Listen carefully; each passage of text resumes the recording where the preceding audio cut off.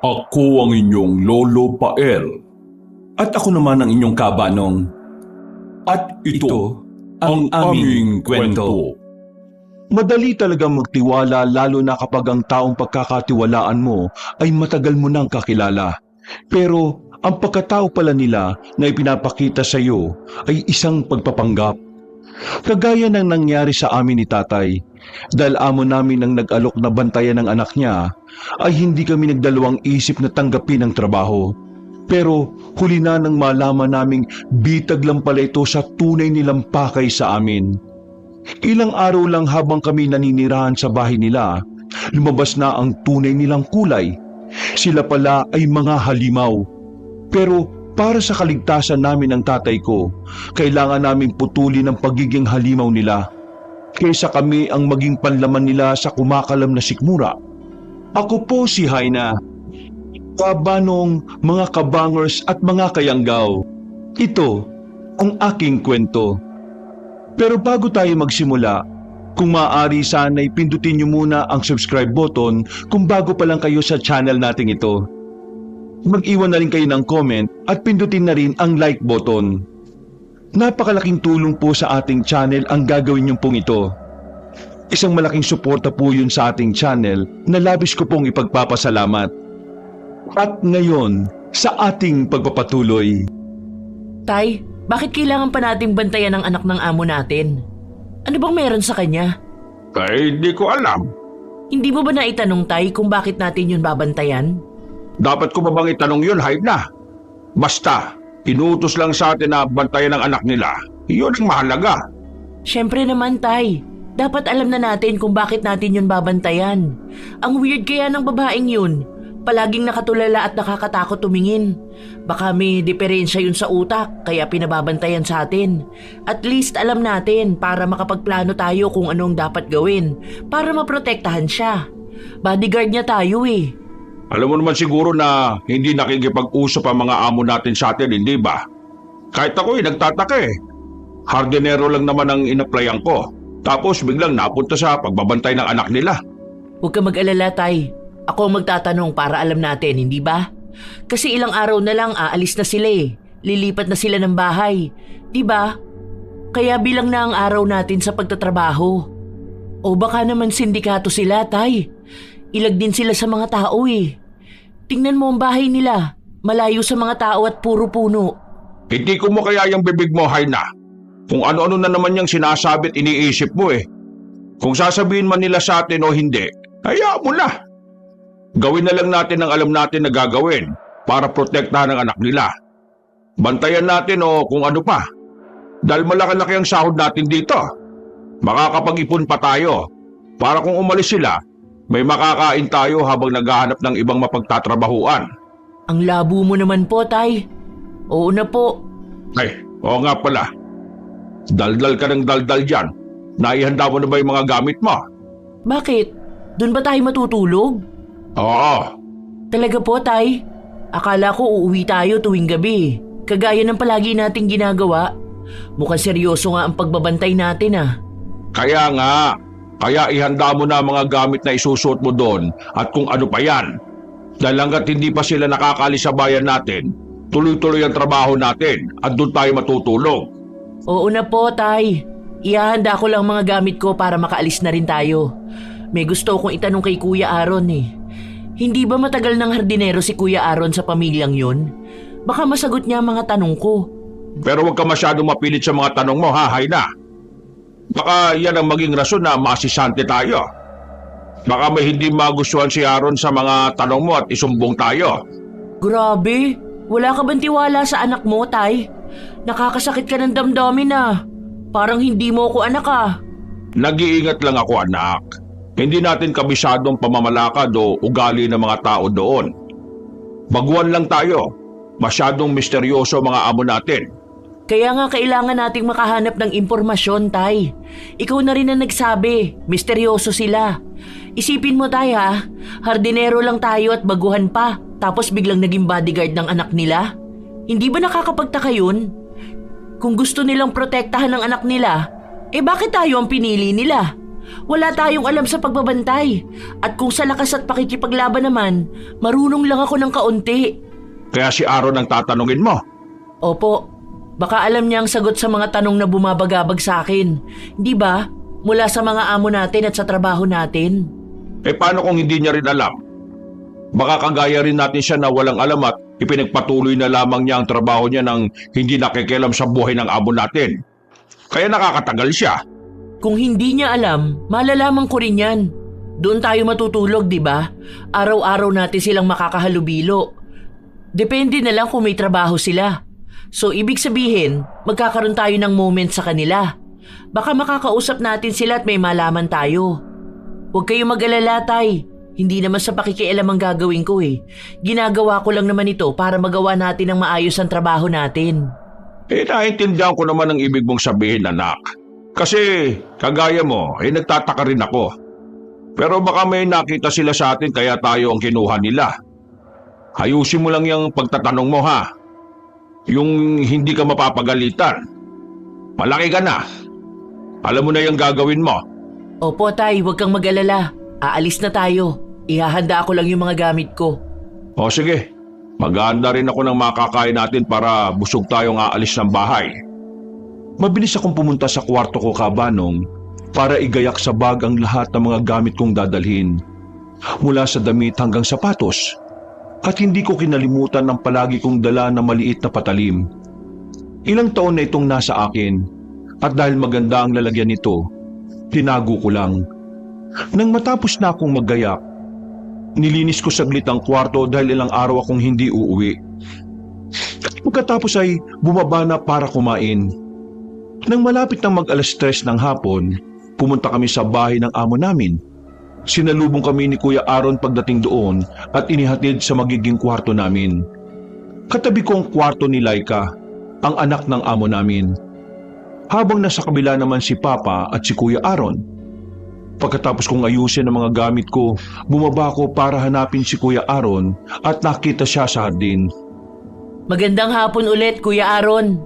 Ano pong itinatanim nyo? Ikaw pala, Haina. Pecha itong tinatanim ko. Halos puno na ng gulay ang paligid, Kuya Aaron ah. Ano pong mangyayari sa mga gulay na tinanim kung aalis din ang amo natin sa susunod na mga araw? Baka malanta lang po yan. O baka naman ikaw ang pinagkatiwalaan nila na balikan yan dito. Aalis din ako kapag umalis sila, Haina. Saan ka pupunta, Kuya? Maghahanap ka ng bagong trabaho? Parang ganun na nga. At itong mga tinanim natin noong mga nakarang araw, baka may makuha pa tayo bago umalis dahil mabilis lang naman itong lumaki. O kaya, ibigay natin sa ibang tao. Magandang ideya nga yan, Kuya. Para naman makatulong din tayo kahit papano. Sayang lang naman kasi kung malalanta lang yan dito, di ba? Oo nga pala, Kuya. May itatanong sana ako eh. Tungkol ba ito sa bagong trabaho nyo? Opo, Kuya. Wala kasi yung amo natin. Saka ikaw ang nagsabi kay Papa, di ba? Na maging tagabantay kami. Baka may alam ka kung anong mga gagawin namin. Ano po bang meron sa anak ng amo natin? Ang gagawin nyo lang samahan siya sa umaga kung saan niya gustong pumunta. Kapag gumabi naman, wala na kayong ibang gagawin. Dahil nasa loob lang naman siya ng bahay. Hindi po ba siya aalis? Paano kapag umalis siya tuwing gabi? Hayaan nyo lang siya at isumbong nyo lang sa akin o sa amo natin kung ayaw niyang magpapigil sa inyo. Normal lang po ba siya? Medyo kinakabahan kasi ko sa kanya eh. Mabait yan kapag hindi gutom, kaya dapat mag-ingat ka kapag gutom yan kasi nangangagat siya. Seryoso, Kuya? Siyempre, nagbibiro lang ako. Tayo lang ang trabahante sa lugar na ito. 3 lang tayo. Kaya kayo ang naatasan sa pagbabantay. Marami na kasi akong trabaho para dagdagan pa eh. Huwag niyo masyadong seryosohin ha. Pero huwag din niyong pabayaan. Walang mananakit sa anak ng amo natin. Kailangan lang talaga ninyo siyang bantayan o samahan. Ganun po ba? Salamat sa pagsagot, Kuya. Walang anuman, Haina. Pumasok ka na sa loob at magluto ka ng kakainin niyo ng amo mo para mamayang gabi. Para lang sa amin? Bakit? Paano naman po yung kakainin ng amo natin? Ako ang magluluto sa kanila. 2 kusina dito. At doon ka magluto sa kabilang kusina. Dahil ako lang ang pwedeng pumasok sa kusina ng amo natin. Malaki talaga ang tiwala nila sa'yo, Kuya, no? Pati pagkain nila pinagkakatiwala nila sa'yo. Siguro nga. Basta, tandaan mo lang yung sinabi ko, Haina. Huwag kang papasok sa kusina ng amo natin. Pribado yun. Iwasan na lang natin ang gulo. Naiintindihan ko po, kuya. Sasabay ka rin bang kumain sa kanila? Oo, tapos na ako magtanim eh. Sabay na lang tayong pumasok. Kailangan ko na rin magluto. Baka gutom na yung mga alaga ko. Alaga? Amo natin. Sige po, kuya. Napabuntong hininga na lamang ako habang hinahaplos ang balat ko, Kabanong. Ramdam ko ang pananayo ng balahibo ko sa hindi ko malamang dahilan. Agad din akong sumunod sa kanya at pumunta sa kusina na para lang sa amin ng tatay ko. Puno na ito ng mga sangkap sa pagluluto. Kinagabihan, kaming dalawa lang ng tatay ko ang kumain. Matapos kong magligpit, agad na akong natulog. Pero nang dumating ang madaling araw, nagising ako dahil sa ingay na naririnig ko sa labas. Nakarinig ako ng iyak ng bata, parang nasasaktan. At ang taong lakad ng lakad sa labas ng kwarto ko. Hindi rin nakaligtas sa pandinig ko ang tinig ng parang kabayo. Para bang ginising ako. Kaya dahil sa kurisidad, agad akong bumangon at lumabas ng kwarto. Nang pababa na ako, ay halos hindi ako makagalaw sa kinatatayuan ko nang makita ko si Laika. Buwaghag ang buhok niya at marumi ang paa. Napakunot ang noo ko na makita na parang may dugo sa kanyang paa. Bakit gising ka pa? Nagising ba kita? San ka galing? Bakit ganyan ang itsura mo? At ano yung kakaibang ingay na naririnig ko sa labas? Hindi ko alam at hindi mo na kailangan pang malaman. Bodyguard mo ko, kaya may karap ang ingay-ingay mo. Gusto mong sumunod? Sumunod saan? Bakit hindi mo alamin? Tutal, nakikialam ka naman. Bakit hindi mo alamin, di ba? Mawalang galang na, miss ha, pero hindi ako nakikipagbiruan sa'yo. Saan ka galing? Bakit nakayapa ka lang lumabas? Dugo mo ba yung nasa paa mo? Nasugatan ka ba? Gagamutin kita. Hindi na kailangan at hindi ako interesado sa malasakit mo. Kung gusto mong magtagal dito, huwag kang lalabas ng kwarto mo. Ayoko sa pakialamera. Tagabantay mo ko, kaya responsibilidad kita. Pwes ako, hindi. Pumasok ka na sa kwarto mo dahil papasok na rin ako. Kakakain ko lang ng masarap na putahe sa lamesa. Busog na ako, kaya pwede ka nang magpahinga. Baka kainin ka ng naririnig mong mababangis na hayop sa labas at maunahan pa kami. Anong sabi mo? Labis ang kabang naramdaman ko habang nakatitig kay Laika na dahan-dahang sinasarado ang pinto ng kwarto niya. Bago pa ito tuluyang magsara, nakita ko ang ngisi niya sa mukha habang may dinidilaan sa kamay niya. Dahil sa takot at kaba ko, mabilis akong bumalik sa kwarto at nilak yun. Nagtalokbong na lang ako ng kumot pagkahiga hanggang sa nakatulog na. Kinabukasan, ikinuwento ko ang nangyari sa tatay ko. Habang pinagmamasdan namin si Laika na nakaupo sa upuan, nakatulala ito at parang may kausap mag-isa. Hindi kagaya kagabi na nakakatakot siya. Tay, sigurado ka ba talaga sa trabaho natin? Bakit? May problema ba? Wala naman po. May napapansin lang talaga akong kakaiba dito. Malayo tayo sa ibang bahay, hindi ba? Oo, bakit mo na itanong? Kasi kagabi, tay, may narinig akong iyak ng bata. Parang nasasaktan. Hindi ko maintindihan kung bakit may sanggol akong naririnig malayo naman tayo sa ibang bahay. Baka pinaglalaruan ka lang niya. Hindi na siya bata para paglaruan ako ng ganun, tay. Nakakatakot ang mga salita niya at lakad siya ng lakad sa gabi. May dugo pa yung mga paa niya. Baka naman pusa lang yung naririnig mo, Haina. Imposible naman yun, tay. Saka may naririnig din akong tunog ng kabayo. Ang lakas-lakas ng boses ng kabayo, parang nasa baba lang ng bahay. Wala namang kabayo dito. At ito pa, tay ha, kung kailan nagising na ako, doon naman natatahimik yung kabayo. Para bang ginising lang ako. Ano mo talagang gusto mong puntuhin, anak? May kakaiba sa bahay na ito, tay. May kakaiba sa pamilyang ito. Ay nako, Haina. Walang kakaiba sa lugar na ito. Nag-iisip ka lang talaga ng kung ano-ano Tinatakot mo lang ang sarili mo. Paano yung nangyari kagabi? Bakit lumabas ng hating gabi si Miss Laika? Nakakatakot yung itsura niya, Tay. Parang sinabunutan ng buhok niya sa sobrang gulo. Ang sabi napakaarte sa katawan nun. At may dugo pa yung paa niya. Dugo? Oo, Tay. Parang dugo yun. At yung dinilaan niya sa kamay niya, sa tingin ko dugo rin. Narang? Ibig sabihin hindi ka sigurado? Tay naman parang hindi ka naniniwala sa akin. Parang hindi mo ako anak. Hay na anak, naiintindihan kita.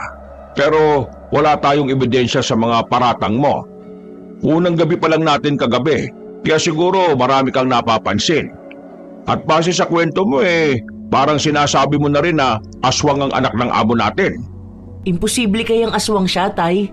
Hindi naman kasi yun ang ibig kong sabihin Siguro nga naninibago lang ako. Pero sino naman kasi ang hindi mag-iisip ng kung ano-ano kung nakita ko si Ate Laika kagabi na gano'n ang itsura? Para talaga siyang sinapian. At tingnan mo nga ang mga galaw niya ngayon. Nakatulala at ngingiti-ngiti pa siya. Palaging nakatingin sa mga puno. At yun ang kinakatakutan ko sa kanya. Yung mga tingin niya tapos biglang ngingisi. May ugali pa yan siya na biglang sumusulpot. Parang may sira siya sa ulo. Ilang araw lang naman din tayo dito, Haina.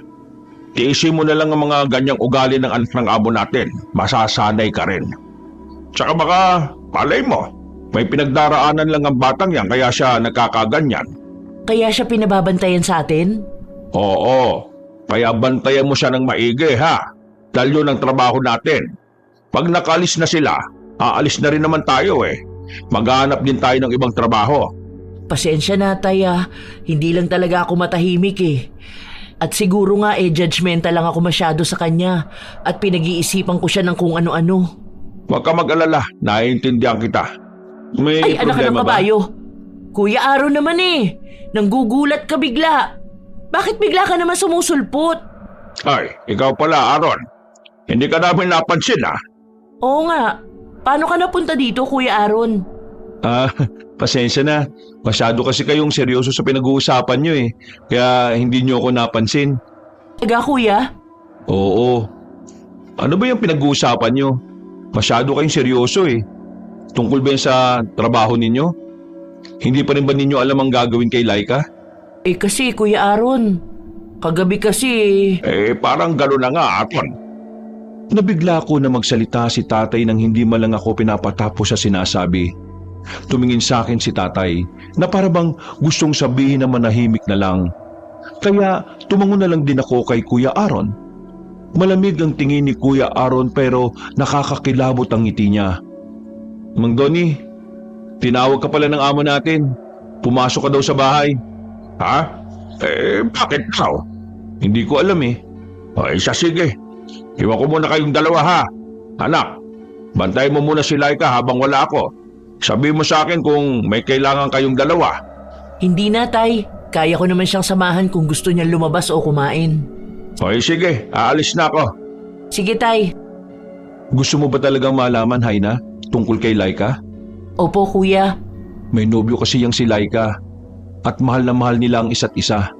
May nobyo siya? Bakit hindi ko po nakitang dumalaw ang kanyang kasintahan sa bahay na ito simula nung nagsimula kami magtrabaho ni tatay dito bilang sikyo? Yun ang nakakalungkot. Naghiwalay sila. Naghiwalay? Bakit po sila naghiwalay? Akala ko po ba mahal nila ang isa't isa? Naghiwalay sila dahil naman ka ng dalawang lawa ang lalaki. At ang masakit pa doon ay iniwan nito si Laika. Ang sabi sa akin nabuntis nito ang ibang babae nito. Kawawa naman pala siya. Kaya pinababantayan sa inyo si Laika dahil hanggang ngayon nalulungkot pa rin siya. At tuwing gabi gusto nitong umalis para hanapin yung lalaki. Gusto niya pa rin makipagbalikan sa lalaki? Kainin para makaganti. Ha? Kainin? Biro lang. Masyado ka kasing seryoso sa pakikinig Kuya Aaron naman Hindi seryoso. Hindi ko talaga alam kung bakit gustong lumabas ni Laika tuwing gabi. Kaya sana mabantayan mo siya na maayos Haina. Salamat sa impormasyon, Kuya. At least alam ko na kung bakit. Walang anuman, Haina. Kukuha lang ako ng merienda ni Laika, Kuya, para may makain siya.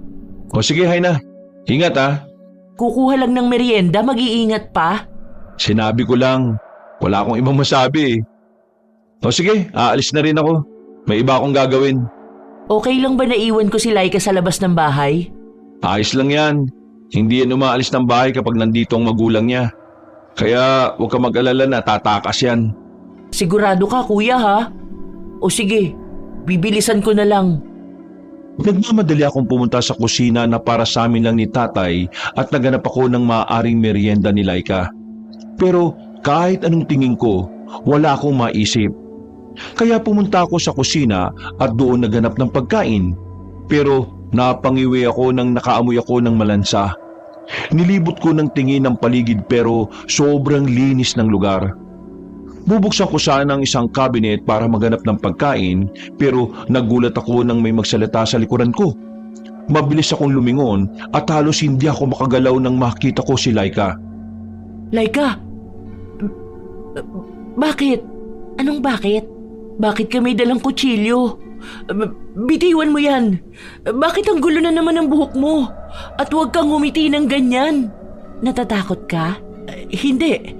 Hindi lang ako komportable. Bawal ka dito. Diba? Bakit ka pumunta rito? Naghahanap kasi ako ng pwede mong kainin sa kusina na ginagamit namin. Kaso wala akong mahanap. Kaya pumunta ako rito. Wala akong maisip na pagkain na makakabusog sa'yo eh. May gusto ka bang kainin? Huwag mo nang pahirapan ang sarili mo. Ikaw lang, sapat na. Busog na ako. Anong ibig mong sabihin? Ang ibig kong sabihin, ikaw na ang bahala. Sa ngayon, hindi mo pa naman kayang ibigay ang gusto ko. Ano ba ang gusto mo? Malalaman mo rin yan. At sana, hindi mo ako pahihirapan. Hindi ko alam kung anong mga pinagsasasabi mo pero hanggat kaya kong ibibigay ko sa iyo, Miss Laika. Amo ka namin eh. Talaga? Aasahan ko sa iyo yan, Haina ha? Wala nang bawian. Opo. Oo nga pala, Miss Laika. May daga na patay po ata dito sa kusina ninyo. Ang baho at ang lansa ng amoy. Hindi yan daga. Hayaan mo na yan. Hindi rin ako nagugutom, kaya umalis ka na dito sa kusina. Baka maabutan ka nila at pag-interesan ka. Ako dapat ang una. May bisita po tayo? Oo. Magpapahinga na ako. Hindi mo na ako kailangang bantayan. Hindi ako aalis. Kailangan ko ng lakas para mamaya. Kung gusto mong panindigan ang trabaho mo, sa labas ka ng bahay magbantay. Tinatamad na akong lumabas. Aalis ka mamaya? Saan ka pupunta? Lalabas ka na naman kagaya ng nangyari kagabi? Ano bang pinagagagawa mo? Bakit ganun ang itsura mo? Ang dumi-dumi mo. Kailangan ko makausap ang magulang mo kung lalabas ka na naman ulit. Ang dami mong tanong. Naririndi ako sa'yo. Masyado kang masakit sa tenga. Alam ng magulang ko na lumalabas ako dahil nakakasalubong ko sila. Kaya hindi mo na kailangan sabihin sa kanila. Alam nila? Bakit pa kami nandito kung kasama mo pala ang magulang mo? At anong ginagawa ninyo? Kagaya nga ng sinabi ko, malalaman mo rin kung ano ang gusto ko. At kung ano ang ginawa namin, wala ka na ron. At huwag kang makialam dahil hawak nila ang buhay ninyo. Walang may hawak ng buhay namin, Miss Laika. Trabahador lang kami dito. Pero hindi ninyo kami pag-aari kung yan ang iniisip mo. Pero para sa kanya, hindi. Lahat tayo hawak niya. Huwag mo sabihin na hindi kita binalaan, Haina. Walang inosente rito. Kanina ka pa! Pwede bang ayusin mo yung pananalita mo? Diretsuhin mo nga ako! Ginugulo mo lang ang isipan ko eh! Oras na para magpahinga. Paalam, Haina. Ayoko ng istorbo habang natutulog ako kaya huwag kang mang-iistorbo. Saglit lang, miss! Napapakita ko sa inis nang umalis sa harapan ko si Laika na may kakaiba na namang ngiti sa labi. Para bang natutuwa siya sa mga nangyayari. At kahit hindi ko man aminin, alam kong kinakabahan at kinikilabutan ako sa mga pinagsasasabi niya. Bawat salita niya ay nagpapatayo sa mga balahibo ko. Nang tuluyan na siyang pumasok sa loob ng kwarto, agad akong lumabas ng bahay at nilapitan ng tatay ko. Naabutan ko siyang nakatingin sa malayo at para bang may malalim na iniisip. Tay! Sa kagaling.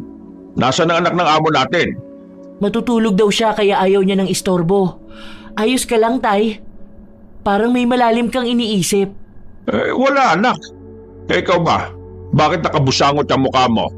Kasi, yung anak ng amo natin kung ano-anong sinasabi. Para siyang mangkukulam. At natakot pa ako kanina nang dumating siya sa kusina na may dalang kutsilyo. Hindi ko alam sa babaeng yan. Maganda naman siya. Pero bakit minsan nagiging demonyo yung mukha niya kapag tinitingnan niya ako? Lalo na kapag gumingisi siya. Mag-iingat ka lang palagi anak ha. Bantayan mo lang siya. Pero huwag kang lalapit sa kanya hanggat misteryo pa sila sa tingin natin ha. Anong ibig mong sabihin, Tay? May kakaiba bang nangyari? May iniisip lang ako. Pero magiging ayos lang din ako. Huwag mo na akong pansinin. Ako rin. At hindi ako matatahimik hanggat hindi ko nalalaman ang tumatakbong tanong sa utak ko. Huwag kang gagawa na ikakapahamak mo, Haina. Gawin mo lang ang trabaho mo. Aalis din naman tayo kagaya ng palagi kong sinasabi sa'yo. Oo na po. Maglinis na lang tayo ng paligid, Tay. Baka sisantihin tayo dahil parang wala naman tayong ginagawa. Hindi naman umalis ng umaga ang alaga natin. Para siyang aswang. Mabuti pa nga. Naunang umalis sa akin si Tatay Kabanong, kaya agad-agad akong sumunod. Tiningnan ko si Kuya Aro sa kinatatayuan niya kanina habang nagtatanim siya. Pero hindi ko na siya makita. Nagpalinga-linga ako sa paligid, pero hindi ko siya mahanap. Napakunot ang noo ko dahil sa bilis niyang pagkawala. Samantalang naroon lamang siya habang nag-uusap kami ni Tatay. Nasaan na yun? Anong hinahanap mo? Si Kuya Aaron. Biglang nawala sa kinatatayuan niya kanina. Para ding kabuti ang isang yun. Biglang mawawala at lilitaw sa likuran mo. Yan din ang napapansin ko sa kanya Mabilis siyang gumalaw. Kaya nga hindi lang siya kundi lahat sila dito. Huwag mo nang ito ng atensyon mo sa kanya anak. Halika na. Susunod ako, Tay. Kukuha lang ako ng gamit. Kagaya ng normal naming ginagawa, mabilis naming tinapos ang trabaho at ako na ang nagluto ng pagkain kinagabihan. Nang sumapit ang hating gabi, napahawak ako sa ulo ko nang marinig ko na naman ang ingay ng kabayo. Parang hindi ito mapakali at may kakaiba ring ingay sa labas ng bahay. Dahil hindi ako mapakali, agad kong kinuha ang maliit kong patalim at lumabas ng bahay para tingnan yon.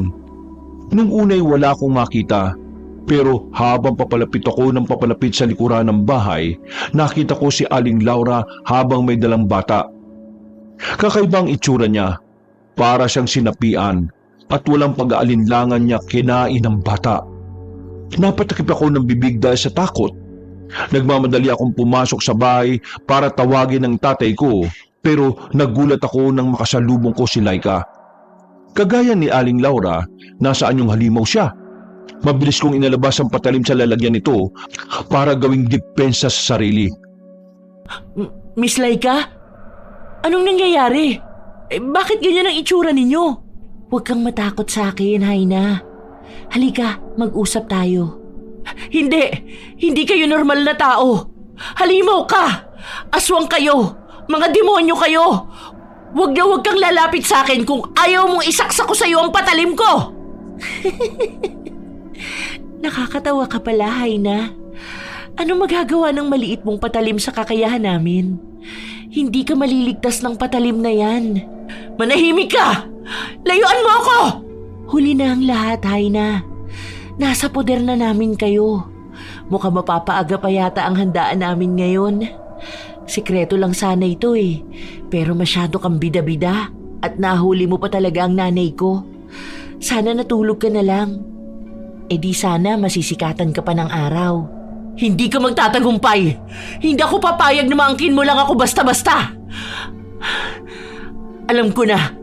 Kinuha mo lang kaming tagabantay hindi dahil para bantayan ka, kundi para may makain kayo sa oras na umalis kayo. Tama ba? Magaling. Matalino ka nga. Pero mahina ka mag-isip dahil ngayon mo lang napagtanto ang lahat. Kung kailan huli na. Binalaan na kita, hindi ba? Kaso, tanga ka. Walang hiya ka! Mga demonyo kayo! Mga tuso kayo! Sige, sumigaw ka pa para marinig ka nila. Para hindi lang ako ang makakaharap mo. Ibig sabihin, hindi lang kayo ang tao ngayon sa bahay na ito? Hindi. Mali, hindi pala kayo tao. Nagbabalat kayo lang kayo. Pero ito ang tatandaan ninyo. Hindi ako natatakot sa inyo! Yan, ganyan ang gusto ko sa tao. Yung nagpapanggap na matapang kahit natatakot na. Kahit hindi mo man aminin sa akin, nababasa ko pa rin sa mga kilos mo ang takot na tinatago mo. Hindi ako matatakot sa'yo dahil alam kong tutulungan ako ng tatay ko. Paano ka tutulungan ng ama mo kung mahimbing siyang natutulog? E di gigisingin ko siya! Hindi ka makakaalis sa amin, bruha. Ang totoo niyan, hindi ako interesado sa'yo. Pero yung nanay ko, oo. Anong ibig mong sabihin? Nasa likuran mo na ang nanay ko. At takam na siyang makain ka. Pasensya ka na, hindi mahilig magsalita ang nanay ko kapag nagugutom siya. Mga walang iya kayo! Sige nanay, sa'yo na siya. Napasigaw ako nang biglang bumaba ang dila ni Aling Laura at malakas akong hinampas dahilan ng pagabangga ko sa pader. Napaubo ko dahil sa sakit ng katawan. Hindi ko inakala na malakas pala ang kanilang dila. Kahit na hirap, tumayo pa rin ako at dinampot ang flower vase na nasa ibabaw ng aking maliit na lamesa malapit sa kinaroroonan ko. Mukhang nalaman ni Aling Laura ang gagawin ko dahil mabilis siyang sumugod sa akin. Pero bago pa tuluyang makagat ang leeg ko, malakas kong inihampas sa ulo niya ang flower vase at nabasag yon. Dahilan ng paglabas ng dugo sa ulo niya. Pero imbis na masaktan, ngumiti lang ng nakakatakot si Aling Laura habang mas lalong namumula ang kanyang mga mata. Gusto kong tumakbo papalayo sa kanya, pero sa tuwing sinusubukan ko, palagi akong nahuhuli ng dila niya. Malakas na nauntog ang ulo ko sa kahoy na hagdan nang matumba ko dahil sa pagtakas. Pumulupot ang dila niya sa paa ko at hinila ako pababa. Hilong-hilo akong tumingin sa kanya habang nasisiyan siyang nakikita kong nahihirapan. Mabilis ako nag-isip ng ibang paraan kung paano makakaalis sa kanya. Kung hindi ako makakakilos, napadaing ako dahil ramdam ko ang sakit at pamamanhid ng aking katawan. Ang sakit! Hayop ka! Bakit hindi mo na lang ako patayin? Tay! Kaya mo pa ba, Haina? Hayop ka, Laika! Masarap bang pagbastan akong nahihirapan? Oo, Haina. Nakakatuwa. Nakakatakam ang dugong lumalabas sa'yo. Kaso, hindi ko gusto ang mga kagaya mo eh. Dahil gusto mo ng mga sanggol. Tama ka. Sabi ko naman sa'yo eh, hindi ka makakaalis at makakatakas sa amin. Lumapit ka lang sa nanay ko at hindi ka masasaktan. Matanda na ako para magpauto sa inyo. Hindi ako ganong katanga para lumapit sa'yo. Pareho nating alam na kakainin ako ng nanay mo. At wala kang balak sumuko? Huwag mo nang pahirapan ang sarili mo. Pangako ko sa'yo, ilalabas ko ng bahay ang tatay mo ng buhay at walang gasgas. Kahit kaunti, basta lumapit ka lang sa nanay ko at ialay mo ng kusa ang sarili mo. Hindi namin gagalawin at ibibigay kahit kanino ang tatay mo. Paano ko malalaman na hindi mo ako niloloko? Hindi ko yun ugali, Haina. Isa lang naman ang kailangan ng nanay ko. At ikaw yun. Dahil sariwa pa ako? Sabihin na nating ganun nga. Kaya ialay mo na ang sarili mo sa kanya. Sisiguraduhin kong hindi talaga mapapahamak ang ama mo. Ilalabas mo talaga ng buhay ang tatay ko? Oo. Sige, pumapayag na ako. Magaling. Narinig mo yun, Nay? Ibibigay na niya ng kusa ang katawan niya. Kaya iiwan ko na kayong dalawa. Huwag kang mag-alala, Haina. Tutuparin ko ang pangako ko. Aalis na ako. Sana hindi ka magtagumpay sa hahanapin mo! Huminga ako ng malalim at dahan-dahang tumayo. Nakatitig sa akin ang matalim na mata ni Aling Laura nang kami na lang ang naiwan. Nakangisi siya habang nakatingin sa akin na naglalakad papalapit sa kanya. Nang malapit ako sa kanya, unti-unti niyang inilabas ang kanyang dila at nagkaroon ito ng parang itim na butas para sipsipin ang dugo ko sa pamamagitan noon. Pero bago pa ito dumikit sa aking leeg, mabilis kong kinuhang patalim na itinago ko sa gilid ko at sinaksak yun sa leeg niya. Gulat na tumingin sa akin si Aling Laura. At bago pa siya makagalaw, binunot ko kagad yun at sinaksak muli. Hanggang sa parang fountain na umagos ang dugo niya. Habang nagdurusa siya, agad akong tumakbo paakyat sa itaas. Pumasok ako sa loob ng kwarto na tinutuluyan ni tatay. Tay! Tay! Tay, gumising ka! Hay na, anak. Anong ginagawa mo dito?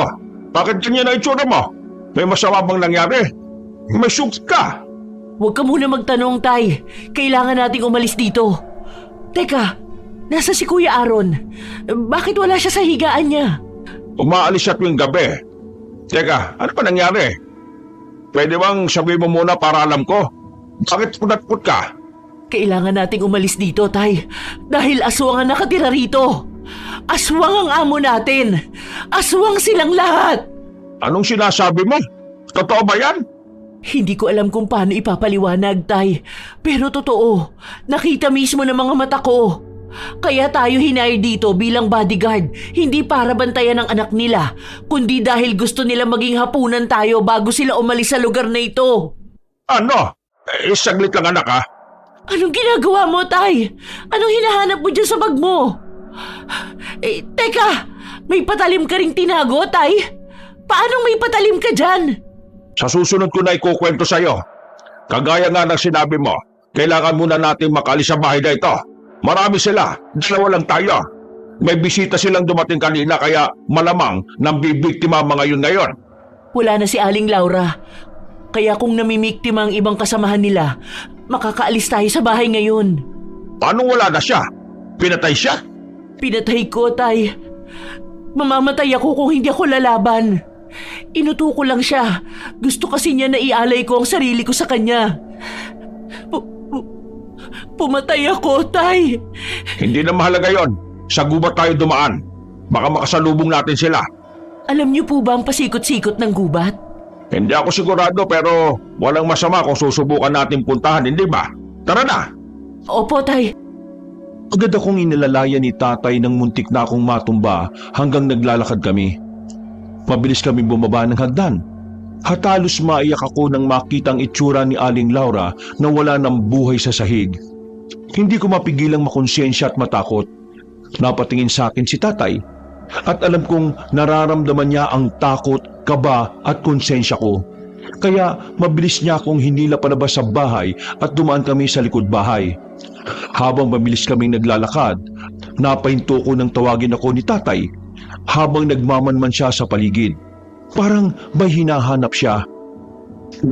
Saglit lang, Harna. Bakit, Tay? May problema ba?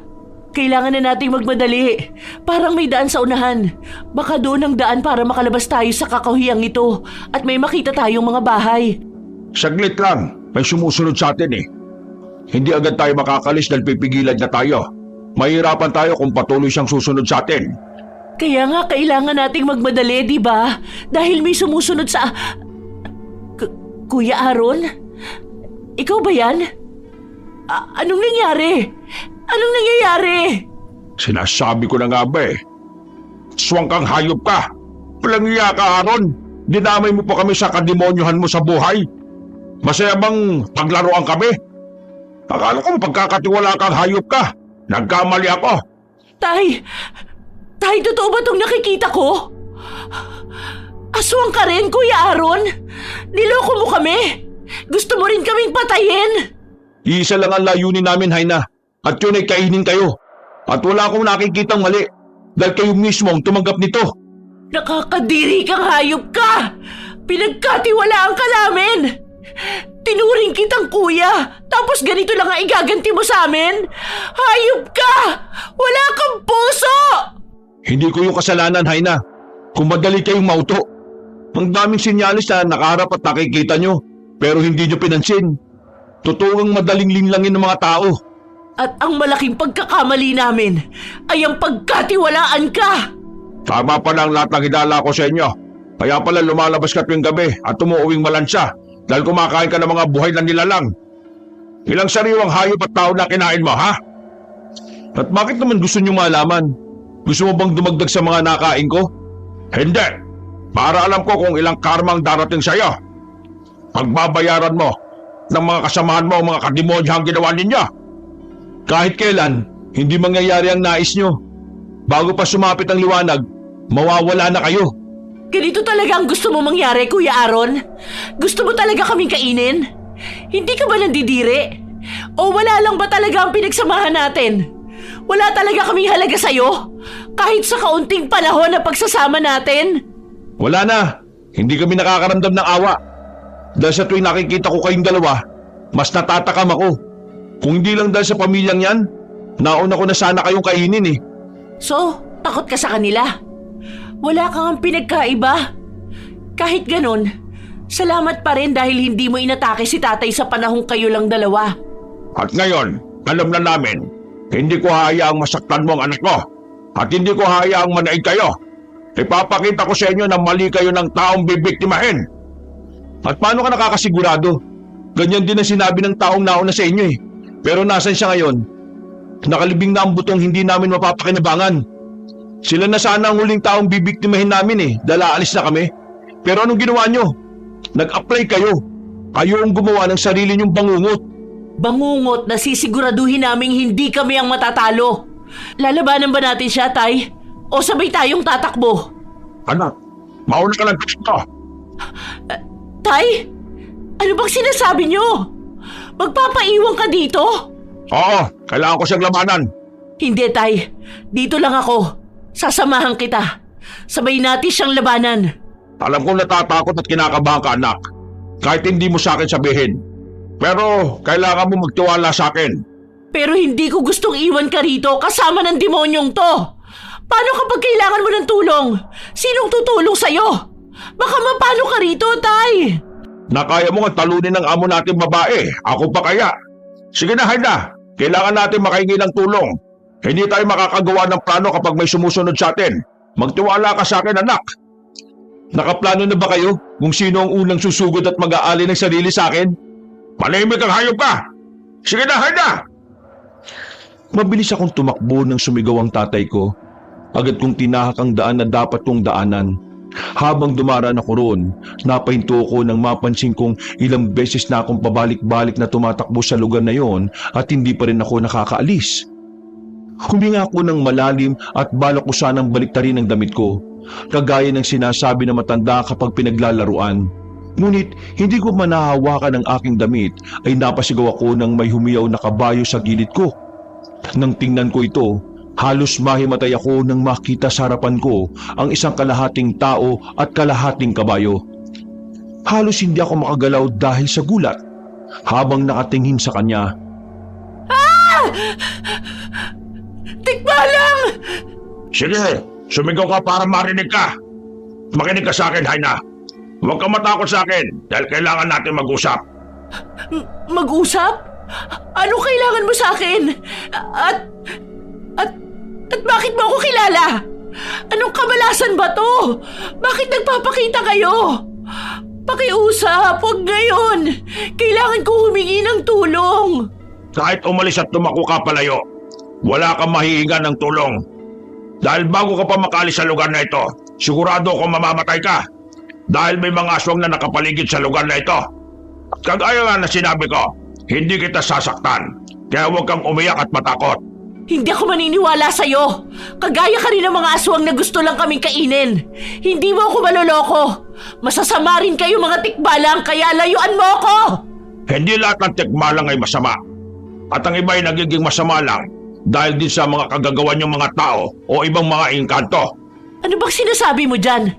At kung wala ka talagang balak saktan ako, anong kailangan mo sa akin? Alam ko ikaw ang dahilan kung bakit pabalik-balik ako sa dinadaanan ko at hindi ako nakakaalis. Niligtas lamang kita sa mga aswang. Kaya binago-bago ko ang direksyon at dinaraanan mo. At hindi lang ako ang may kailangan sa'yo. Ikaw din ay may kailangan sa akin. Anong pinagsasasabi mo? Kung wala ka talagang masamang intensyon sa akin, sabihin mo na ng diretso ang gusto mong sabihin. Dahil kailangan kong balikan ang tatay ko. Hindi ako dapat magsayang ng oras dito. Kung hindi kami makakaalis, mas maganda na lang kung sabay kaming mamatay habang lumalaban. Maganda ipinapakita mong tibay ng loob, Haina. Makakatulong yan sa'yo. May isang paraan pa para makaalis kayo ng tatay mo dito ng ligtas. Paraan? Anong paraan? Bibigyan kita ng isang latigo. Latigo? Oo, isang latigo. Latigong makakatulong sa iyo para mapatay ang kalaban mo. Ito na lang ang tanging paraan mo para mapatay ang mga aswang. Paano ka nakakasigurado na mapapatay ng latigong yan ang mga aswang? Eh mukhang may kakaibang lakas din ang mga aswang at baka hindi kayang talunin ng latigong yan. Masyado mong minamalit ang latigong ito. Kunin mo at subukan mo. Nagulat ako nang biglang may lumitaw sa ere na isang latigo. Hindi ako makapaniwalang tumingin sa tikbalang. Hindi ko inaasahan na may kakaibang kapangyarihan talaga ang mga elemento. Lumutang-lutang sa harapan ko ang latigo habang may kakaibang liwanag ang nakapaligid dito. Dahan-dahan akong umatras, pero agad ding nagsalita ang tikbalang na kunin ko raw ang latigo. Kaya kahit kinakabahan, agad ko itong hinawakan. Nakaramdam pa ako ng kakaibang kuryente na dumaloy sa kamay ko nang tuluyan ko na itong nahawakan. Aray, bakit parang may kuryente to? May taglay na kapangyarihan ng latigong yan na kapag ginamit mo ay maglalabas ng mahahabang tinik na siguradong makakapatay sa mga aswang. Pero paano ko to magagamit? Hindi ako sanay na humawak at gumamit nito. May kakaibang taglay ang latigong yan dahil may basbas yan mula sa angkan namin na kahit itong unang paggamit mo sa kanya ay hindi ka mahihirapan. Magiging magaan lang ang paggamit mo niyan na pang sanay na sanay ka na. Sa madaling salita, may buhay din ang latigong yan. Kaya dapat na gamitin mo sa tama. Ano ang kapalit? Kapalit? Base sa naririnig ko sa mga matatanda, kapag may ibinigay sa iyo ang mga tikbalang o anumang engkanto, ay may hihingi nitong kapalit. Kaya anong kapalit ang gusto mo? Buhay ko? Kailangan ko rin bang ialay ang buhay ko o ng ibang tao para sa'yo? Kapag sinabi ko bang oo, gagawin mo? Hindi. Hindi ko idadamay ang ibang tao dahil lang sa pabor na to. Alam kong nahihirapan ka magtiwala dahil sa nangyayari sa inyo ng ama mo. Pero wala sa isip ko ang mga bagay na iniisip mo. Kung wala, bakit mo ako tinutulungan? Anong rason mo? Sa buong buhay ko, wala akong narinig na nakikialam kayo sa mga aswang. Simple lang ang gusto ko. Yun ay dapat manalo ka at papatay mo ang mga aswang dito. Bakit? Masyado nang magulo sila. Pati ang tinutuluyan namin mga puno sa liblib ay dinadami nila sa kawalang hayaan nila. Nag-iiwan sila ng pinagkainan nilang mga bata sa iba't ibang lugar. Ano? Totoo! Kaya ayaw ko nang magulo ang tinitirhan namin. Pati itong gubat na pag-aari ko. Ayaw ko nang makarinig ng may mga batang umiiyak sa lugar na ito. At may mapadpad na kagaya mong tao. Ayaw ko nang may dugo pang dumanak sa gubat na ito. Gusto ko muling matahimik kami. Walang hiya talaga yung mga aswang na yan. Wala silang awa. Kawawa ang buhay na nawala dito. Sana'y mabigyan ko sila ng hustisya na kinakailangan nila. Oo nga pala. Ikaw ba yung kabayong gumigising sa akin nung gabing may batang umiiyak? Oo, ako nga. Pero bakit ako? Hindi naman ako espesyal na tao ah. Dahil wala na akong nakikitang ibang taong malapit na makakatulong sa akin. Ikaw lang. Dala na rin siguro ng matatag mong puso base sa nararamdaman ko. Kaya Haina, dapat manalo ka. Linisin niyo ang gubat na ito. Maraming salamat. Gagawin ko ang lahat na makakaya ko. Hindi kita bibiguin. Sana nga. May limitasyon lang ang oras ko sa pagpapakita sa mga tao. Kaya dapat na akong umalis. At ikaw din. Kailangan mo nang harapin ang mga aswang na naghihintay sa'yo. Ikaw nang bahala sa lahat. Oo. Maraming salamat ulit. Dahil sa tuwa ay agad akong yumuko sa tikbalang bilang respeto at pagpapasalamat, Kabanong. At nang tingnan ko ito, ay tumakbo na ito papalayo at biglang naglaho na parang bula. Ngayon lang nag-sink in sa akin na may ibang mundo talaga para sa mga elemento. Huminga ako ng malalim at naglakad pabalik sa dinaraanan ko kanina. Dala ng pag-asang may magagawa ko para iligtas at makatakas kami ng tatay ko. Akit ko siyang hinanap kung saan ko siya iniwan, pero wala na siya doon. Kaya naglibot ako para hanapin siya. Sugutan siya nang makita ko pero pilit pa rin nakikipaglaban sa mga aswang. Tay! Haina! Ayos ka lang, Tay? Kaya mo pa ba? Saglit lang ako nawala. Marami na agad sila. Ayos lang ako. Bakit ka bumalik? Ang sabi ko sa iyo umalis ka na, hindi ba? Hindi kita pwedeng iwan, Tay. At saka, pinapabalik ako ng isang tikbalang dahil mas mapapahamak daw ako doon. Mas mainam na yung nagkasama tayong dalawa. Tikbalang? May nakita kang tikbalang? Ano ba yung pinagsasasabi mo? Oo, Tay. Hindi ko lang siya nakita. Nakausap ko rin siya. May ibinigay nga siya sa akin na makakatulong sa atin eh. Yang latigong hawak mo ba ang tinutukoy mo? Paanong naglabas siya ng kakaibang tinik? Anong kasing latigo yan? Alam kong nakakabigla, Tay, at hindi ka panipaniwala. Pero totoong may kakaibang lakas ang latigong ito. Kagaya ng nakita mo kanina. Mahirap ipaliwanag eh, kaya wag muna nating intindihin to. Unahin na muna natin ang mga aswang. Kanina pa sila nakatingin sa atin. Bakit hindi sila sumusugod? Alam kong hindi dahil sa latigong hawak ko. Hindi ako sigurado pero base sa narinig ko sa mga matatanda, mas mainam daw kapag ang pagkain mismo ang nag-alay ng sarili nila sa aswang. Dahil nakakapagbigay daw ito ng kakaibang lakas at kapangyarihan sa kanila. Paano kapag may sugat at inalay ang sarili sa kanila? May makukuha pa rin sila, kaya agresibo ang mga aswang na yan. Pero mas malaki ang lakas na makukuha nila kapag walang sugat o kaunti lang ang sugat. At kusang inaalay ang sarili sa kanila. Hindi lang pala masama at tuso ang mga aswang. Sakim din sila. Sakim sa kapangyarihan. Kaya pala gusto ni Aling Laura na ialay ko ng kusa ang sarili ko sa kanya. Dahil may inaasam pala siyang lakas at kapangyarihan na makukuha. Mga gago sila. Sinong tangang gustong mag-alay ng sarili sa mga aswang? Kaya nga, dahil walang gustong mag-alay ng sarili, sa pilitan na lang nilang kinukuha ang buhay at laman loob ng mga tao. Sila na ba yung mga bisita ng amo natin, Tay? Oo, sila nga. Sila yung pumunta sa bahay para kumustahin ang amo natin. Kumustahin ang amo natin? O tingnan tayo kung alin sa katawan natin ang gusto nilang kainin? Anong gagawin natin ngayon, anak? Hindi tayo titigilan ng mga hayop na ito. Marami kang sugat, Tay. Ako muna. Susubukan kong talunin sila. Gaya nga ng sinabi mo, hindi tayo titigilan ng mga aswang na yan. Anak, Magiging maayos ako, Tay. Huwag kang mag-alala. Hanggat may panglaban ako, makakaya ko silang sabayan sa mga galaw nila. mag-iingat ka. Malalakas din sila. Opo, Tay. Mabilis akong tumayo habang pinagmamasdan ng tatlong aswang kabanong. Mahaba ang mga dila nila at sobrang itim na mga balat nila. Unti-unting humaba ang kanilang mga kuko nang makita nilang tumayo ako. Naunang sumugod sa akin ang babaeng aswang pero bago pa ito tuluyang makalapit sa akin, pinuntirya ko ang kanyang paa gamit ang latigo. Pero lumipad siya.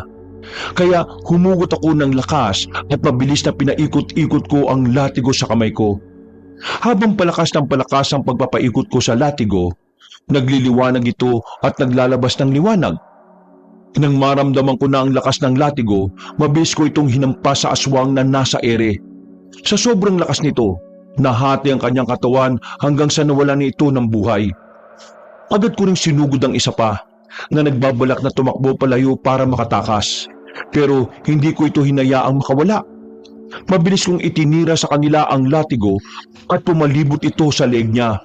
Kaya agad kong hinila ito. Hanggang sa naglabasan ng lahat ng dugo sa leeg at naputol ito. Akala ko matatapos na, pero agad akong naalarma nang may dumating na tatlo pa, kasama si Kuya Aaron. Hindi pa po pala patay ang hayop na to, Tay? Hindi pa. Bigla siyang umalis kanina habang naglalabang kami at iniwan ng dalawang aswang na yan. Masyado na akong pagod dahil sa lakas nila. Kaya nanghihina ako at hindi ko siya napatay. Totoo talaga ang sinasabi nila na ang masamang damo ay matagal mamatay. Kaya hindi mamatay-matay ang hayop na lalaking yan. Mukhang umalis siya para tawagin ng iba pa niyang mga kasamahan eh. Parang gano'n na nga, Tay. Siguro dahil alam niyang lalabanan natin siya kaya naghanap siya ng kakampi. Dahil hindi niya tayo matalo-talo. At higit sa lahat, hindi niya tayo mahuli-huli. Baka gusto niya talagang pahirapan tayo para ialay natin ang sarili natin sa kanila. Isang bagay na hindi natin ibibigay sa kanila. Mas gugustuhin ko pang mamatay na lumalaban kaysa kusa na ialay ang kaluluwa ko sa kanila. Dahil sa oras na may lakas silang makukuha sa atin, sigurado kong gagamitin nila ito sa pambibiktima sa mga tao sa susunod. Tama ka, Tay. Kaya hindi talaga dapat tayo magpa-apekto sa mga masasarap nilang salita dahil tuso sila at nilililang lang nila tayo. Mukhang marami talaga silang kasama. Hindi pamilyar sa akin ang mga kasama niya. Ako rin, hindi siya pamilyar sa akin. Kaya dapat talaga hindi tayo magpakakampante. Baka habang nilalabanan natin sila, may lumabas na aswang sa gilid natin na hindi natin namamalayan. Magtulungan tayo, anak. Tutulungan kita hanggang sa makakaya ko. Kaya mo pa bang lumaban? Kaya ko pa. Kailangan din kitang tulungan. Hindi porke may panglaban ka iaasa ko na sa iyo lahat. Ikaw na rin ang nagsabi na hindi dapat tayo magkampante. Papalapit na ang aswang, Tay. Kaya natin to. Hindi dapat matapos dito ang laban natin. Hindi pa natin nakakaharap ang mag-ama. Hindi ko na rin gustong makaharap sila. Gusto ko nang matapos ang gulong to. Mahigpit kong hinawakan ng latigo sa kamay ko nang unti-unting lumapit si Kuya Aaron sa amin. Halos hindi ko na siya makilala dahil sa itsura niya. Para na siyang demonyo sa harapan namin habang nakangisi. Sabay na sumugod sa amin ang tatlong kasama niya, kaya sabay din namin itong hinarap ng tatay ko. Kung kanina'y may hinang aswang ang nakaharap namin, ngayon naman ay mga agresibo. Napadaing ako ng malakas nang hindi tumatama ang latigo ko sa aswang na dapat patatamaan ko. Kaya agad itong nakalapit sa akin at tumama sa akin ang malaki nitong kuko sa katawan ko. Mabuti na lang at umilag ako, kaya nadaplisan lang ang tiyan ko. Pero naglabas pa rin ito ng kaunting dugo na mas lalong nagpapula ng mata niya. Dahil alam kong magiging delikado ang sitwasyon ko kapag hindi ko ito napatay, kaya agad kong hinawakan ang bawat dulo ng latigo at itinali yun sa liig ng aswang. Nagpumiglas ang aswang dahil hindi siya makahinga. Dahil maigpit ang pagkakalagay ko sa liig niya, naubusan siya ng hininga. Sa likod mo, Haina! Huwag mo akong pansinin, Tay. Kaya ko ang sarili ko. Alalahanin mo yung kaharap mo. Ganyan nga! Maghirap kayo! Hayop ka! Huwag kang matuwa at tumawa dahil pagkatapos nito, isusunod ka naming hayop ka! Aabangan ko yan, Haina! Sa ngayon, ubusin mo muna sila! Huwag kang mag-alala dahil gagawin ko talaga yan! Agad sumugod sa akin ang isa pang aswang at dahil nakatali sa leeg ng isang aswang ang latigo ko, wala akong ibang paraan kundi labanan siya gamit ang patalim. Agad kong kinuwang maliit na patalim na nasa lalagyan nito na itinago ko sa gilid ng suot kong jeans. Halos gumulong ako sa lupa para lang iwasan ang mga atake niya sa akin. Nang tumayo ako, muli akong napahiga sa lupa nang sipain niya ako ng malakas at tinapakan niya ang tiyan ko. Dahil hawak ko ang patalim ko, 2 beses kong sinaksak ang paa ng aswang hanggang lumayo siya sa akin. Dahil hindi siya makatayo ng maayos, ako na mismo ang sumugod sa kanya at sinipa ang ulo niya. Agad akong pumatong sa kanya at sinaksak ang 2 mata niya. Sumigaw ang aswang dahil sa sakit at gusto pa nitong gumanti sa akin gamit ang kanyang mga kamay. Kaya ang puso naman niya ang pinuntirya ko hanggang sa lumabas ang itim nitong dugo. Napapikit pa ako nang tumalsik sa damit ko at buhok ko ang itim niyang dugo. Agad akong tumayo at tiningnan ng tatay ko. Nakahinga ako ng maluwag nang maayos siyang napatay ang kalaban. Agad ako napatingin kay Aaron at nagulat nang bigla nitong nilapitan ang latigo ko. Kakabahan na sana ako, pero nung hinawakan niya ito, nakita ko mabilis niya itong binitiwan na parabang ayaw nitong magpahawak sa kanya. Buwisit! Mukhang ayaw magpahawak sa'yo ng latigo ko. Saan mo na ako ang latigong yan? Bakit naglalabas siya ng tinik at kapangyarihan? Bakit ka interesado? Natatakot ka? Nagtatanong lang ako, Haina. Pero hindi ako natatakot. Talaga ba, Aaron? Bakit parang nagiginig ka? Dahil ba, ikaw na lang ang mag-isa at patay na ang kasamaan mong tinawag mo? Masyado mo yatang minaliit ang lakas namin. Pagtulungan natin siya, Tay. Baka may dumating na namang kasama niya. Sige, wag na natin patagalin pa, Aaron. Nakanda na rin ako, Mang Donnie. Sana hindi mawala yung tapang mo. Hindi talaga. Hindi kagaya mong tapang-tapangan lang. Nagulat ako nang biglang sumugod si tatay kay Aaron. Gamit ang kanyang patalim ay sinusubukan niyang sugatan si Kuya Aaron. Kaya hindi ako makagalaw dahil natatakot akong masaktan siya. Napasigaw ako nang masugatan si tatay. Kaya ako naman ang umatake. Pilit na iniiwasan ni Kuya Aaron ang mga galaw ko at umikot-ikot siya sa akin. Natamaan ng kuko niya ang tagiliran ko kaya napadaing ako. Pero hindi ako sumuko. Hinuli ko ang kamay niya nang balak niya akong kalmutin. Hindi siya makagalaw nang maigapos ko ang latigo sa kamay niya. Sinipa niya ako ng malakas kaya natumba ko. Pilit niyang pinapakawalan ng kamay niya pero nakukuryente siya kaya napasigaw lamang siya. Akala ko makakaya ko na siya pero nagulat ako nang may lumabas na dugo sa kanyang dibdib. Napaluhod si Kuya Aaron at doon ko nakita na sinaksak siya ni tatay sa likod. Mas lalo niya pang ibinaon ng kanyang patalim, kaya tuluyang nalugutan ng hininga si Kuya Aaron. Hindi pa man kami nakakabawi sa pagod ay biglang dumating ang ama ni Laika. Buisit! Hindi pa nga tayo nakakapagpahinga, nandito na naman sila. Kailan ba sila matatapos? Pagod na ako. Tama nga ang hinala ko. Nandito lang siya sa paligid. Walang katapusang laban to. Minsang naging amo natin. Ngayon, kakalabanin na natin. Hindi dapat natin sila kaawaan. Gaya ng wala silang awa sa ibang tao at sa atin. Kayong mga hayop kayo. Kayo ba pumatay sa asawa ko? Oo, kami nga. Pagod na kami kaya wala na akong ganang ipagkaila pa. Walang iya kayo. Sinira niyo ang pamilya ko. Wow ha? Kami pa talaga ang sumira sa pamilya mo? Kayo ang sumira sa buhay ng ibang tao. At kung ano man ang nangyari sa inyo ngayon, deserve nyo yon. Sana pala hindi na lang kayong kinuha namin. Mga pakilambero kayo. Sana nga, hayop ka rin. Kayo ng anak mo. Nasaan si Laika? Nasaan ang anak ko? Saan mo siya dinala? Bulag ka ba? Hindi mo ba nakikitang hindi namin kasama ang anak mo dahil hindi pa kami nakakaalis sa gubat na ito? Maayos naman kung ganon. Hindi ko hahayaang masaktan mo ang anak ko. Nakakalungkot mang sabihin, pero hindi ko rin hahayaang hindi mapatay ang anak mo.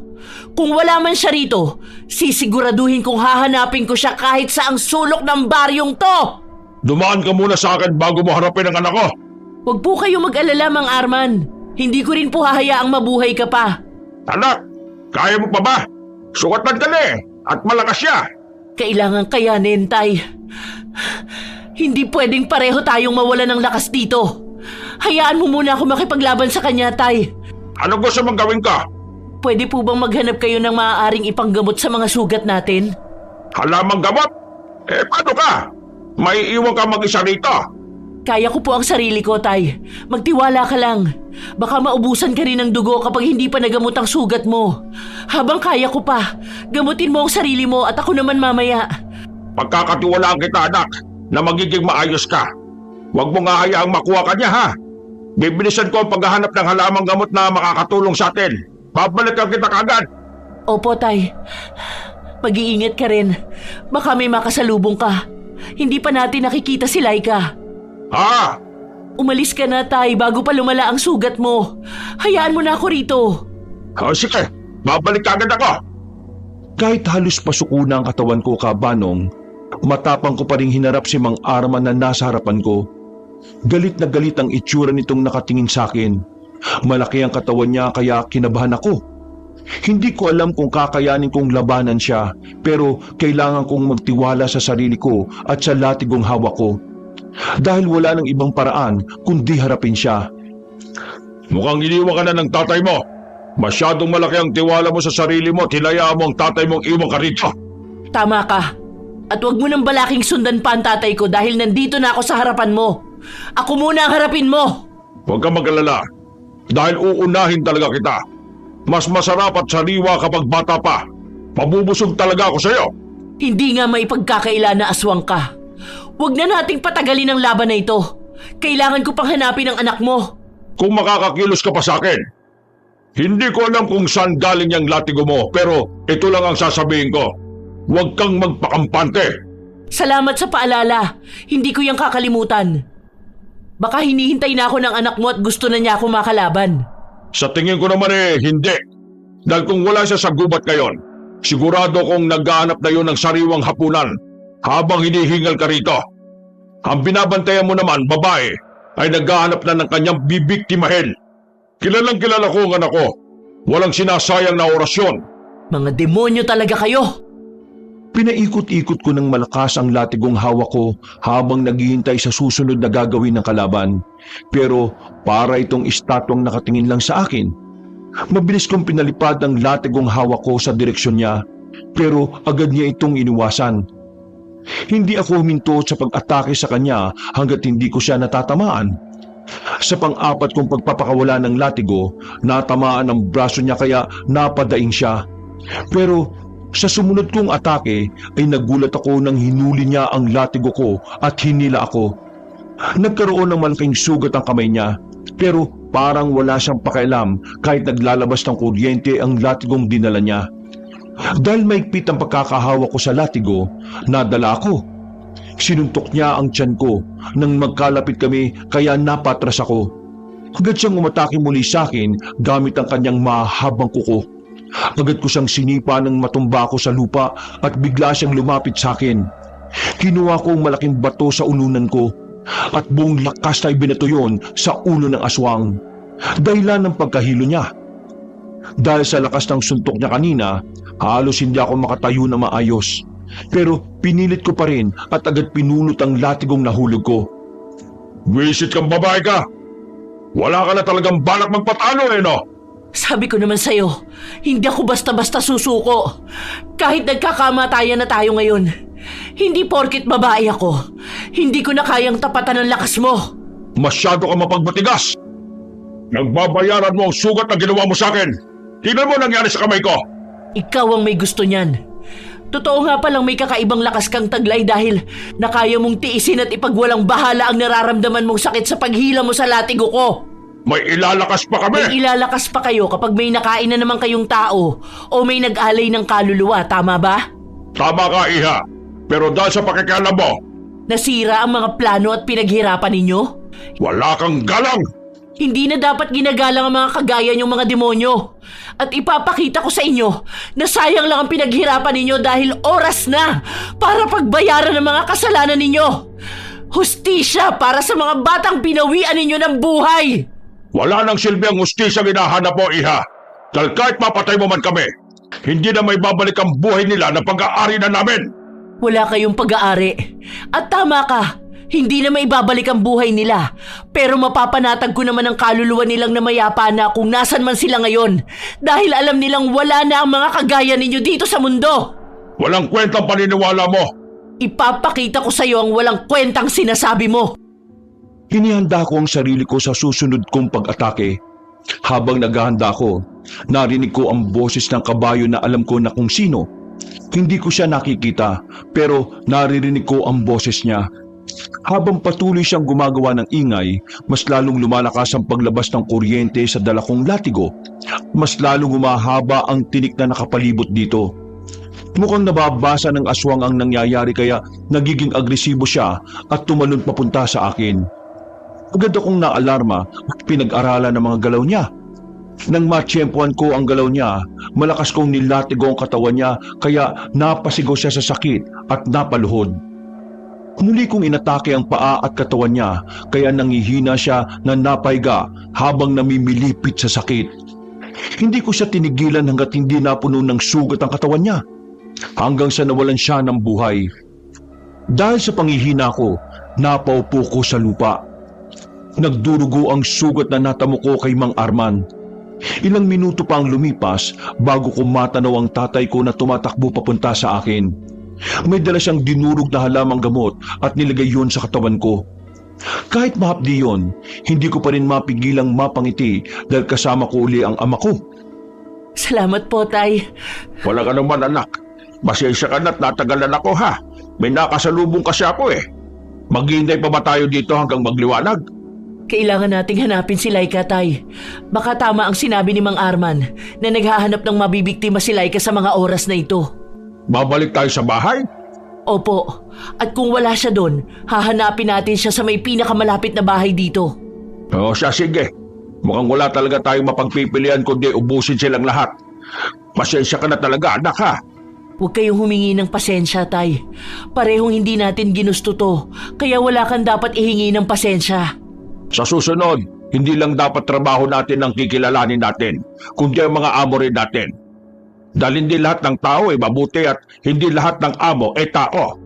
Hindi natin alam kung ano talagang intensyon nila sa atin. Kahit malaki pa ang sahod natin.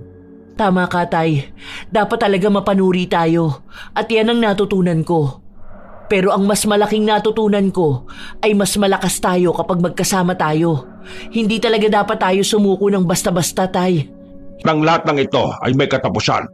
Kaya dapat na natin itong tapusin para matapos na ito at mapasalamatan natin ang tigbalang na nagbigay niyan. Hindi ko alam kung paano ko siya mapapasalamatan sa dami niyang naitulong sa akin. Isa lang ang hiling niya na dapat kong tuparin. Yun ay wala nang maging biktima para mamuhay sila ng mapayapa at tayo rin. Kaya wala dapat tayong sayangin na oras. Pumasak ka sa likod ko. Bubuhati kita, anak.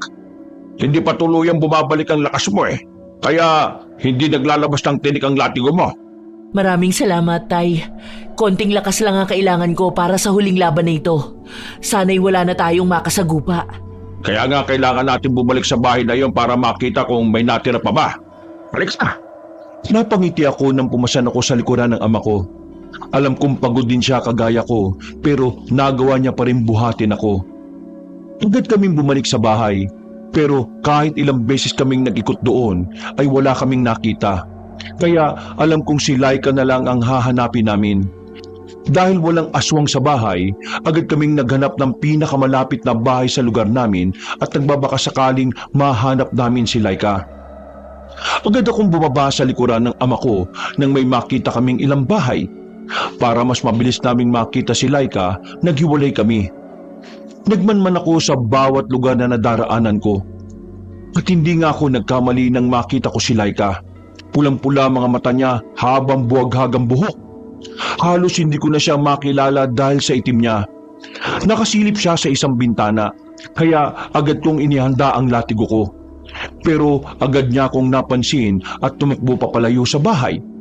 Agad ko naman siyang sinundan. Bakit mo ko sinusundan? Anong ginagawa mo rito? Hindi ba halata? Hinahanap kita para pagbayarin sa mga kasalanan mo. Nagpapatawa ka ba? Mukha ba ako nagbibiro sa itsura ko ngayon? Hindi ka ba naaawa sa magulang na ninakawan at pinatayan mo ng anak? Kung saan-saan ka pumupuntang lugar para lang may makain. Sanggol pa lang ang kinakain mong demonyo ka. Wala kang awa at konsensya. Nagugutom ako, Haina. Anong gusto mong gawin ko? Hindi mo kasi nararanasan na kumain ng sanggol, kaya hindi mo nararamdaman ang pananabik ko. Masarap at sariwa ang mga sanggol kapag kinakain. Gusto mo bang bigyan kita?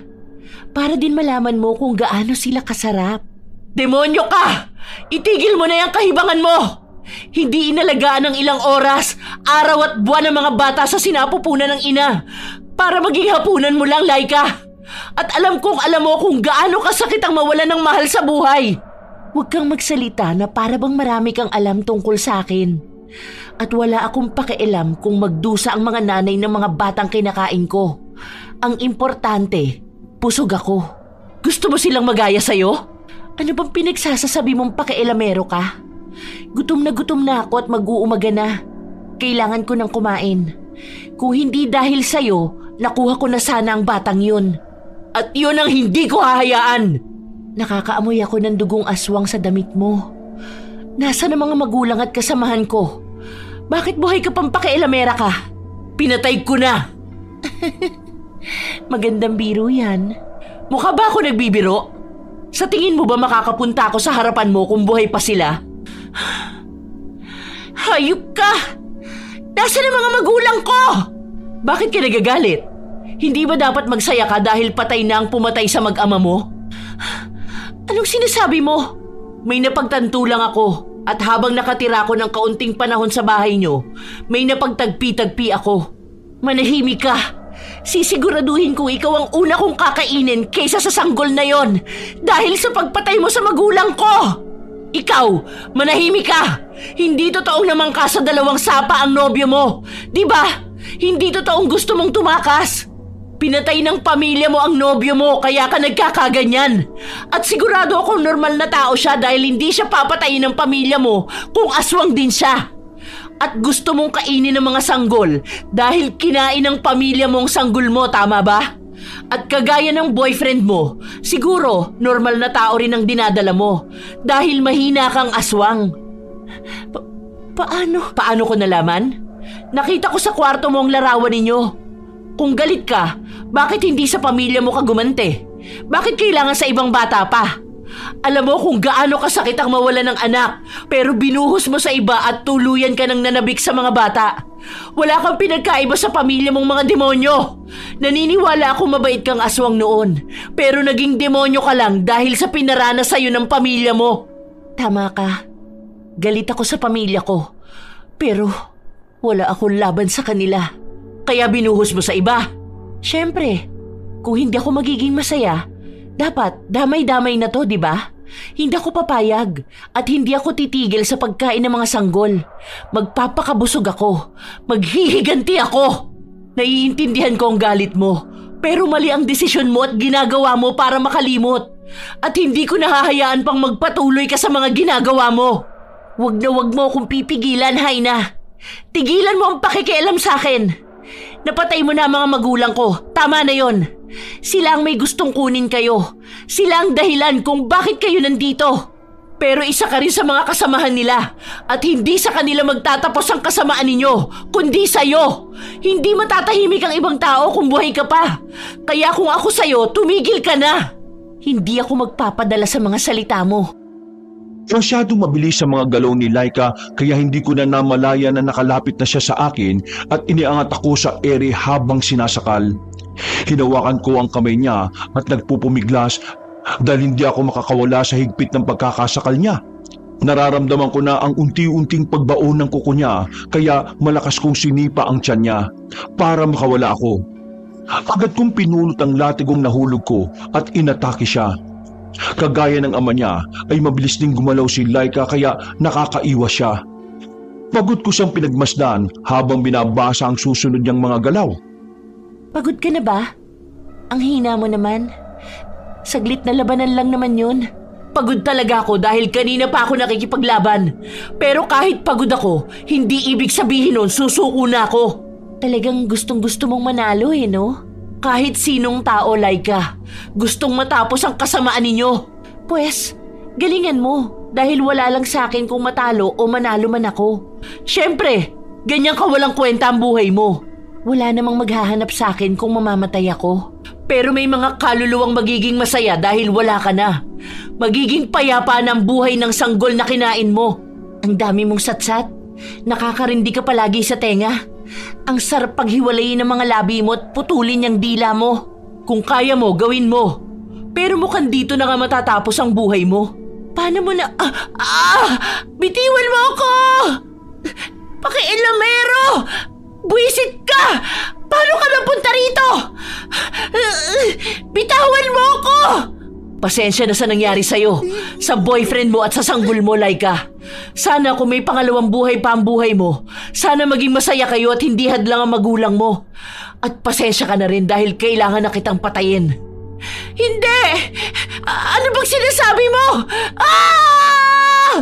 Hayop ka!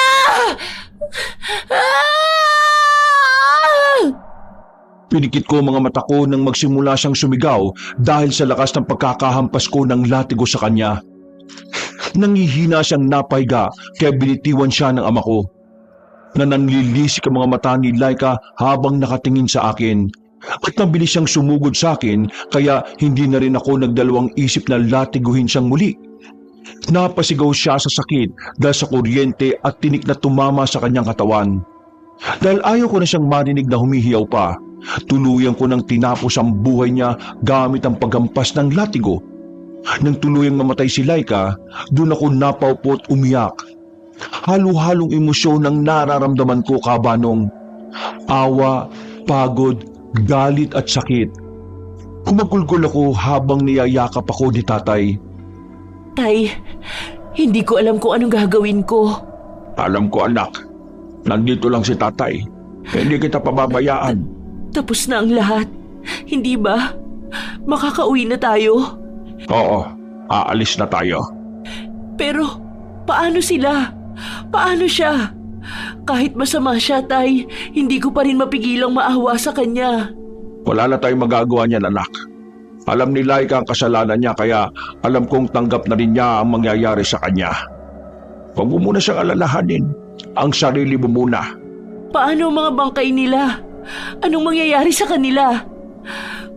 Oo nga, walang nakakakilala sa kanila dahil hindi naman sila malapit sa mga tao at malayo ang bahay nila. Pero, paano naman ang katawan nila? Umalis na kayo at kami na ang bahala. Nagulat ako na may nagsalita sa madilim na parte ng lugar. Pero nung mapagtanto ko na ang tikbalang yun na tumulong sa amin, agad akong tumayo at hinanap siya. Agad namang lumitaw ang tikbalang. Naramdaman ko ang biglang pagkagulat ni tatay. Pero hindi siya nagsalita. Ikaw na ang bahala sa kanila? Oo, maraming salamat sa tulong mo, Haina. Muli nang magiging payapa ang gubat namin at wala ng batang iiyak pa. Ako ang dapat magpasalamat sa iyo. Dahil sa tulong mo, nakaligtas kami. Nakaligtas din kayo dahil sa pagiging matatag mo. Alam kong pagod na pagod ka na, kaya hindi sa lakas mo kumukuha ng lakas ang latigo, kundi sa akin. Dahil nararamdaman kong kagustuhan mong manalo at bigyan ng hustisya ang mga sanggol at iba pang naging biktima. Napakabait mo. Akala ko masama at mapanlin lang ang kagaya mo. Tatanawin ko tong utang na loob sa'yo. Ibabalik ko na ang latigo. Sana marami pang matulungan ang latigong yan sa anumang sitwasyon. Pareho lang nating pinakinabangan ang isa't isa. Pero masaya akong naging magkakampi tayo sa maikling panahon. Umuwi na kayo ng ama mo. Huwag ka mag-alala. Ako ang bahala sa kanila at bibigyan ko kayo ng basbas para hindi sumakit ang mga sugat ninyo. At ipagdarasal ko sa mga ninuno namin na hindi ganong maging bangungot ang nangyari sa inyo ngayon. Hanggang sa muli nating pagkikita, Haina. Paalam din po at maraming salamat. Tara na anak, pupuwi na tayo. Tapos na rin. Nakaligtas tayo, Tay. Salamat sa iyo. Salamat din sa'yo. Kasabay ng paglaho ng tikbalang, bigla ring naglaho ang latigong hawak ko at pati na rin ang bangkay ni Laika na parang bula. Nakangiti akong tumingin kay tatay dahil hindi na gaanong mahapdi ang mga sugat ko. Tumigil na rin ito sa pagdurugo. Pinasan muli ako ng ama ko sa kanyang likod kahit hindi na masakit ang katawan ko. Tahimik kaming umuwi sa bahay namin. Dala ang aral, takot at lungkot namin. Hindi man namin inaasahan ang nangyari pero masaya pa rin ako na nakaligtas kami. Sa susunod naming lakad ay sisiguraduhin na naming mapagkakatiwalaan ang bawat taong makakasalamuha namin.